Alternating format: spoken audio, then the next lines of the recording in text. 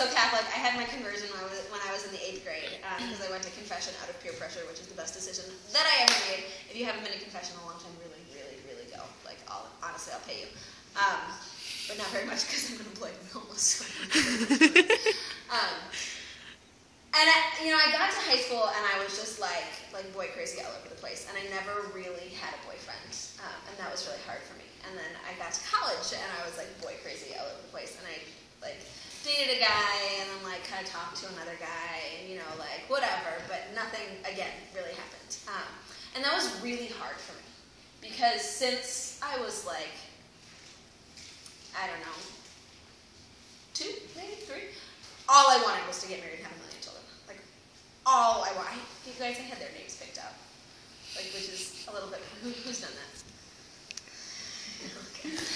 But you're married. Like, it's a little bit more reasonable. I was like 15 years old and planning their birthdays. Like, what? I'm not sure I totally understood how things happen. And I graduated from college, and all of my friends started getting married, and then they all started having babies, and I was still single. And that was really hard. We talked a little bit yesterday about that ache of being single, that desire that you have. You see your friends going on dates or going out to dances or just like flirting with cute boys at the mall or whatever, and you're like, has anybody ever felt that? Like just a twinge of jealousy or like a desire for that. That desire is from God. That restlessness is from God. That ache in your heart is from God. Whether that's something that you experience because you don't have a boyfriend, or maybe because your family isn't what it could be and you have that ache for a family, or maybe you've just never really been successful at anything you've tried and you ache for success and you ache for recognition. That restlessness in your heart is God telling you, I made you for more than this. Right? You should not be satisfied with your life. That's a good thing. That feeling that you have that's like, I don't know. Is anybody like completely 100% totally satisfied with your life right now?